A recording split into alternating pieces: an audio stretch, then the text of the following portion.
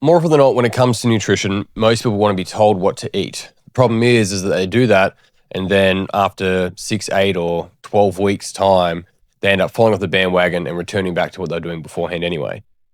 So the interesting thing around this is that if you know your problem and you know your solution, and you're not doing the solution, then you probably don't know the problem and you probably don't know the solution.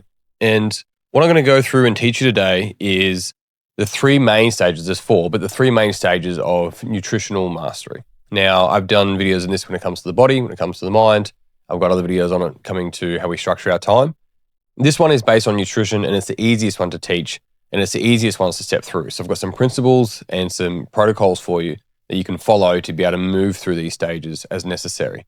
Now, quick one, I apologize because I'm on the back end of a head cold, so I'm a little bit nasally, so I apologize for sounding like goofy. Otherwise, here's what we're going to go through, and we're going to suck straight into it. So what I've come to learn over the last 20 years and working with 10,000 people is that we move through stages, and people meet either food or training or self-awareness, self-reflectiveness. They meet that at particular stages, just like school, how school moves through stages, or in martial arts like karate, how you move through belts.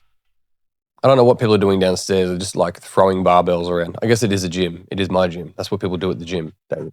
Anyway, apologize for I don't just have paid actors down there. Anyway, here we go. So what happens here is that I start to see people move through particular stages, and they are predictable stages when it comes to nutrition.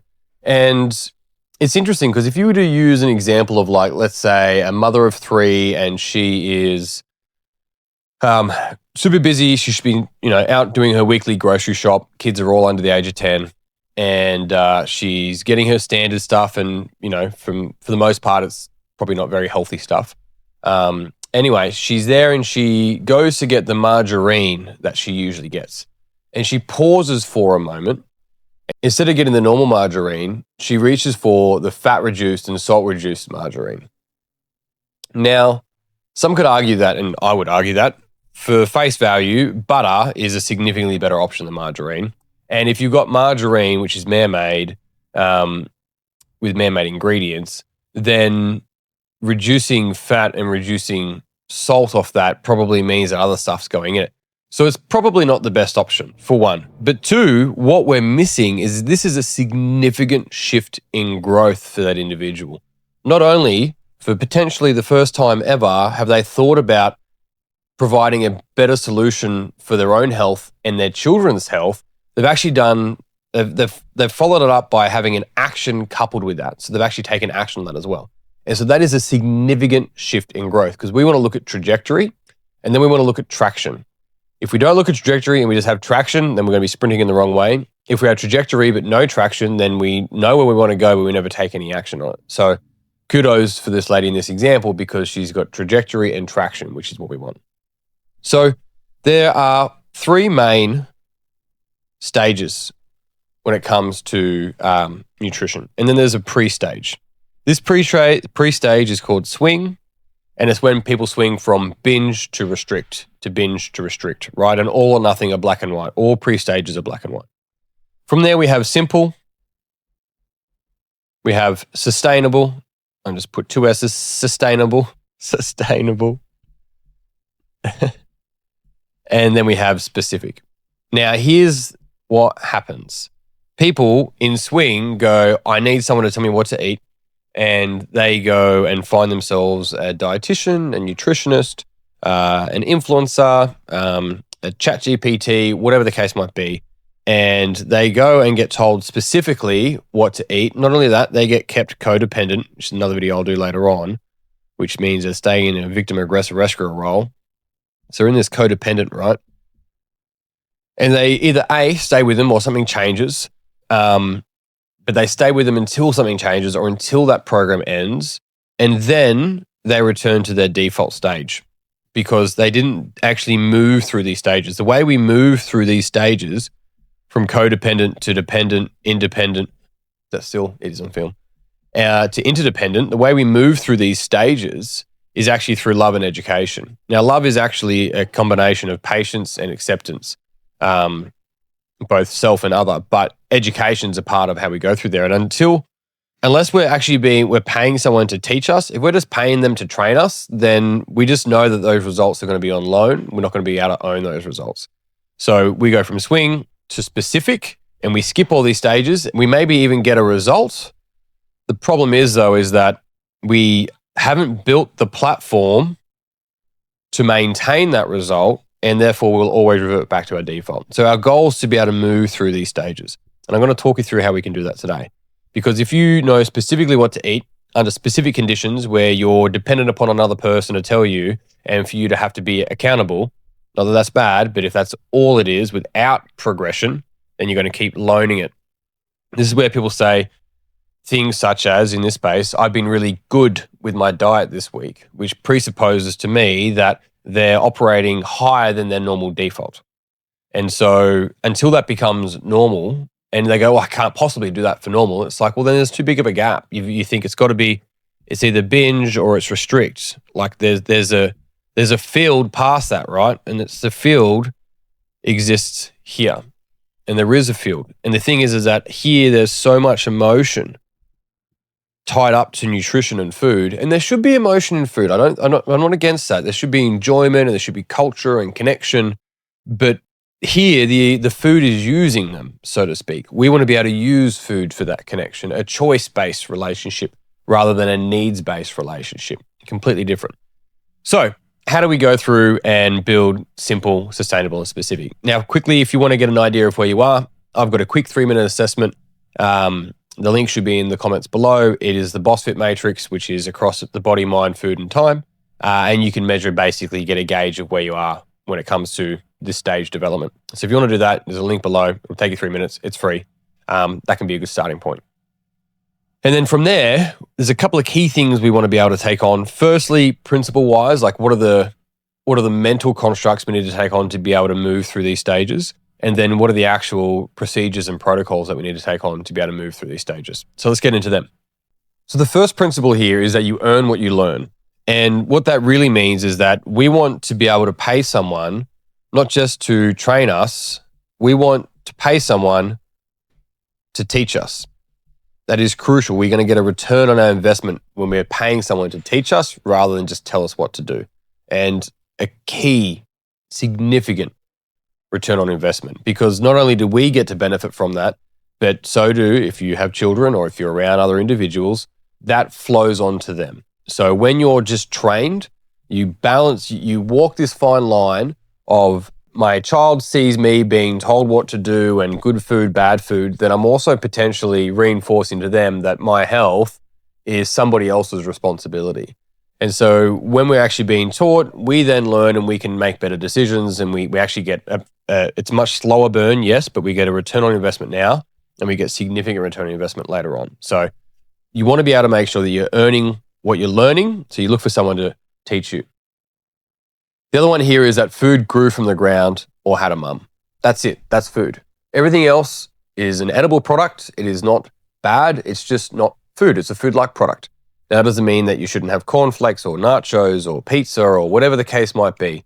It doesn't mean you shouldn't have oats, which are more processed than simply, eating dirt. But what I'm getting at here is that food grew from the ground or had a mum. Yes, I know oats grew from the ground. I'm saying that there's more involvement from humans to be able to make it where it is. But if we have that concept that food grew from the ground or had a mum, then we can look at this is food and this is a food-like product, just keeping it nice and simple. And if you're having a food-like product, you're just having a food-like product. If you're having a muesli bar, if you're having, dried apples or whatever, chocolate, I don't fucking care. The point being, you're just identifying food, food-like product. Simple. A real key one here, guilt is not a macronutrient. So when something is sold to you, keywords there, sold to you as guilt-free, it's a complete marketing rubbish horse crap bullshit that is attempting to allow to lure you in that this is somewhat healthier treat. You don't need treats. You're not a fucking dog. If you want to eat something healthy, and you eat something healthy. If you like to eat something that you enjoy outside of it, you can do that without the guilt. You don't need some sort of multi-billion-dollar company printing on some sort of packaging that you don't need to have guilt when you eat their food. You don't worry about that. There is no guilt in food. You apply guilt based on what you think you should be doing. So address that shit. But when it comes to food, there's no guilt in fruit. It is not a macronutrient. Forget about it. Don't worry about it. If there's guilt going on, it means that something else is actually the problem, not the actual product you're eating. They just want you to buy their shit. Simple. Leading on to that, food holds no emotion. Now, that doesn't mean that, like I said before, you're not allowed to enjoy food or share food and have this connection and all of that comes with it. Absolutely. Knock your socks off. Especially culturally, that across the world, it's the way that people connect and show love and so forth. That's not what I'm getting at. What I'm getting at here is that if you say, I emotionally eat, you're addressing something separate to nutrition. And there are people, and people that I know that do it really, really well, but there are people that can help you understand that to a deeper level. But what we first have to understand in our mind, that the food itself holds no emotion. It holds no power over you. You hand power over to it. And there's ways that I'll describe that in later videos, especially when it comes down to codependent patterns and healthy responsibility. But it is your power that you're holding over. And until you lean in to understand why and what the positive intention is and what the potential benefits are of doing so, or maybe where you learnt it, it'll always hold power over to you. So you've got to dive deep dive into it to find out exactly why you're handing your power over. But no food holds power over you. And as soon as you start to take that in mind, you can start to take your power back. And then leading on to food grew from the ground, I had a mum, you've got food and you've got crap. Now, it is a little bit loaded to some degree, but the reason why I say food and crap is that food grew from the ground when I had a mum. Protein moves around, carbohydrates growing in the ground, fats are oily, like really simple concepts. That's one. And two, crap just stands for carbonated, refined, artificial, or processed. And you can eat crap and it's okay, and you don't have to feel crap. It's just looking at it going, is this carbonated, refined, artificial, and processed? If it is, it's not food. And so it just allows us to segment, not good and bad, but food and food-like substance. And our ability to do that means that we can start to actually separate ourselves from food and make better choices, or rather making better choices, making more conscious choices. So these are the first key things we want to be able to take on in mind as principles when first looking at food, no matter what stage you are. Because I've got individuals that I've worked with over the years that are very, very specific when it comes to food. The problem is that they're so emotionally driven by what would happen if they weren't. So it's not that they control their food, it's that their food controls them. And so it's a key difference. So we want to be able to really live in this sustainable space. So we've got flexibility. That's really what it is, because all these stages are base, flow, and peak. And so our capacity to live in flow means that we live with choice. We live with capacity as opposed to restriction. It doesn't mean, I just had a really good mate of mine do 101 kilometers over in France at the Mont Blanc ultra marathon. Phenomenal. And leading into it, his nutrition was bang on, specific. Coming out of it, he's going to relax a little bit because his default is so high. So our capacity to improve our default's crucial, and it's across all stages and all pillars that we can do this. So I want to give you 3 things that you can do that will allow you to start putting these things into practice, especially move from swing to simple. And then I'm going to give a couple of you guys, if you're in these sort of stages here, some people who you can really get a lot of value from. But first things first, we need to look at what is a protein, carb, and fat. It sounds so ridiculous, but it is crucial. We need to identify what is a protein, carb, and fat. And so just get in the habit of every single meal looking at your plate and going, do I have a protein, as in some form of meat? If you're a vegetarian of sorts, then you'll need to source other forms of protein, but some form of meat, protein moves around, or it had a mum. And then is there some sort of carbohydrate? Did it grow from the ground? Is it something that is potentially grainy, or is it vegetables, sweet potato, similar? And is there some form of fats? And so these 3 things, firstly, is not trying to optimize, you're trying to identify what is a protein, carb, and fat. So you get really good at just looking at plates and being able to know, okay, if I'm out for dinner, what am I looking for when it looks at protein, carb, and fat? And majority of that meal likely wants to be protein more than anything. So really simple. Number 1, protein, carb, and fat. The next one there is real food, most meals. Now, if you had 3 meals a day, right, 7 days, that's 21 meals. So if you had 3 meals that were flexible, hypothetically, around a healthy nutritional structure, if you had 3 meals, you're looking at like 15% that's not following a real food, most meals. Maybe that's okay for you. Maybe that works. Maybe it doesn't. But to begin with, we still just want to have a really simple process of going, what's the protein, carb, and fat? And then how do I follow real food most meals? If we had majority of the world do this and had access to this sort of both information and access to this type of food, that's a whole nother conversation, then we would see a significant increase in health, and a lot of companies would have to spend a lot more money on marketing. So protein, carb, and fat, real food most meals. The last one here at the simple stage, and it's something that my friend Alice Lemus introduced to me, it's called a trigger tracker. And so a trigger tracker is simply being able to, I should have a link, I should have a PDF for you anyway, but I'll put a link in the notes, I'll hunt it down for you. But a trigger tracker that you can basically go, oh, I noticed, because the first thing is awareness, I noticed that I always started to crave this type of food. And all you're doing is you're just tracking your triggers and you're assessing what are the environmental factors, what are the other social factors, what are the stress factors that are going on for me. So you're starting to get really intimate to knowing what are the factors inside of me and outside of me that are actually triggering me to want this. Because with that awareness then comes choice. So they're the three things. You get a trigger tracker, you look for protein, carbs, and fat in every single meal, and you stick with a real food most meals. 90%'s, pretty good standard. So they're the three things. Now, if we're looking at going further, there's a couple of different bodies of work and businesses. They are businesses that I really value and think do great work. And I'm going to actually put them here as well. So you actually do have someone like Alice that does a lot more. She works mostly with women, but she does great when it comes to like emotional eating. So her name's Alice Lemus. I'll put a link to her. I've done a podcast with her as well. You've got AYLA Health. Now, AYLA Health is an app. It's an education app. AYLA. That's an AYLA. AYLA Health is an education app around nutrition, and it's done by Kate Freeman. I'm good friends with Kate. I think Kate's fantastic. I think she's done some really amazing work. She's a registered dietitian. It has been a registered dietitian for as long as I've known her, which is about, I think, 14 years. She would probably be in for longer, but either way, she's fantastic. She's built that out, and I think she's done an exceptional job. So if you're looking at really establishing that, that's a really good place to start. And then you have my friends over at RP. I'm pretty fortunate. I traveled to the States a couple of times and spent some time with Nick Shaw. He wrote the foreword of my book, Minding Yourself.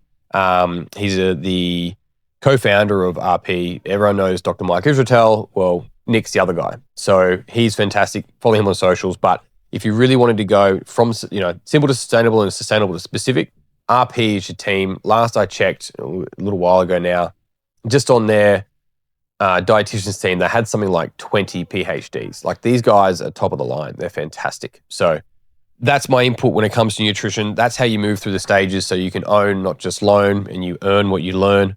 If you have any questions, chuck them in the comments below. I'd love to hear them. Otherwise, that's me done. I'm out. Until next time, peace and pizza. I'll see you soon.